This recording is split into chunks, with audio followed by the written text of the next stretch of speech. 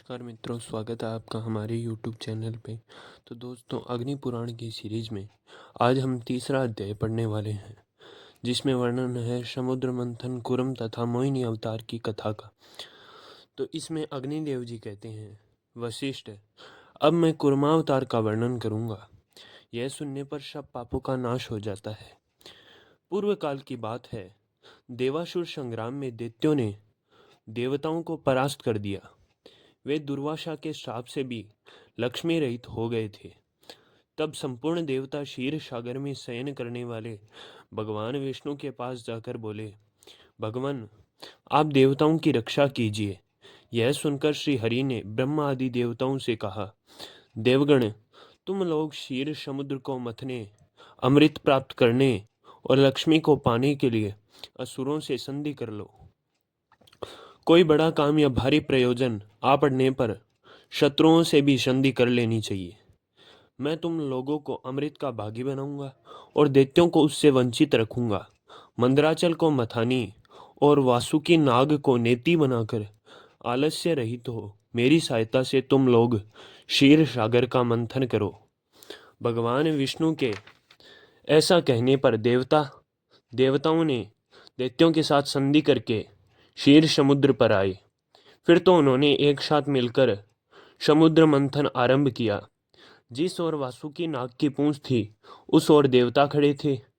दानव वासुकी नाग के निश्वास से क्षीण हो रहे थे और देवताओं को भगवान अपनी कृपा दृष्टि से परिपुष्ट कर रहे थे। समुद्र मंथन आरंभ होने पर कोई आधार न मिलने से मंदराचल पर्वत समुद्र में डूब गया। तब भगवान विष्णु ने कुरम कछुए का रूप धारण करके मंदराचल को अपनी पीठ पर रख लिया। फिर जब समुद्र मथा जाने लगा तो उसके भीतर से हलाहल विष प्रकट हुआ। उसे भगवान शंकर ने अपने कंठ में धारण कर लिया।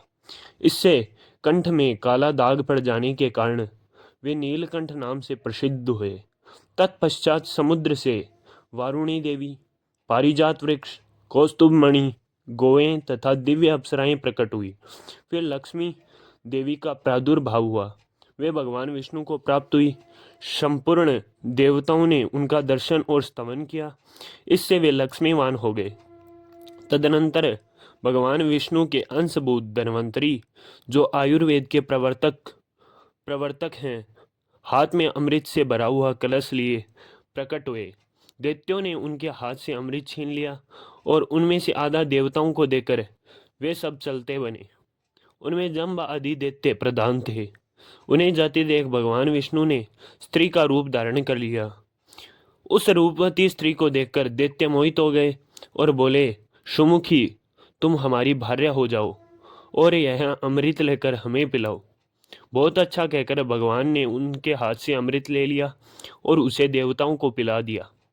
उस समय राहु चंद्रमा का रूप धारण करके अमृत पीने लगा।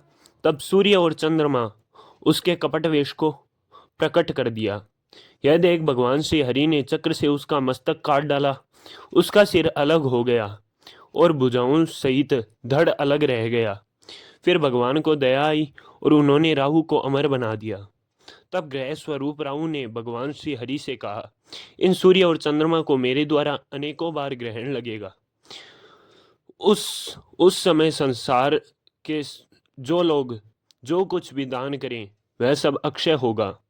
भगवान विष्णु ने तथास्तु कहकर संपूर्ण देवताओं के साथ राहु की बात का अनुमोदन किया। इसके बाद भगवान ने स्त्री रूप त्याग दिया, किंतु महादेव जी को भगवान के उस रूप का पुनर्दर्शन करने की इच्छा हुई। अतः उन्होंने अनुरोध किया, भगवान, आप अपने स्त्री रूप का मुझे दर्शन करावें। महादेव जी की प्रार्थना से भगवान श्री हरि ने उन्हें अपने स्त्री रूप का दर्शन कराया। वे भगवान की माया से ऐसे मोहित हो गए कि पार्वती जी को त्याग कर उस स्त्री के पीछे लग गए। उन्होंने नग्न और उन्मत्त होकर मोहिनी के केस पकड़ लिए और उसे जाती हुई देख महादेव जी भी उसके पीछे पीछे दौड़ने लगे। उस समय पृथ्वी पर जहां जहां भगवान शंकर का वीर्य गिरा, वहां शिवलिंगों का क्षेत्र एवं सुवर्ण की खाने हो गई। तत्पश्चात यह माया है ऐसा जानकर भगवान शंकर अपने स्वरूप में स्थित हुए। तब भगवान श्री हरि ने प्रकट होकर शिवजी से कहा, रुद्र तुमने मेरी माया को जीत लिया। पृथ्वी पर तुम्हारे सिवा दूसरा कोई ऐसा पुरुष नहीं है जो मेरी इस माया को जीत सके। भगवान के प्रयत्न से दैत्यों का अमृत नहीं मिल पाया, अतः देवताओं ने उन्हें युद्ध में मार गिराया। फिर देवता स्वर्ग में विराजमान हुए, दैत्य लोग पाताल में रहने लगे। जो मनुष्य देवताओं की यह विजय गाथा का पाठ करता है वह स्वर्ग लोक में जाता है। बोलो श्री कृष्ण भगवान की जय।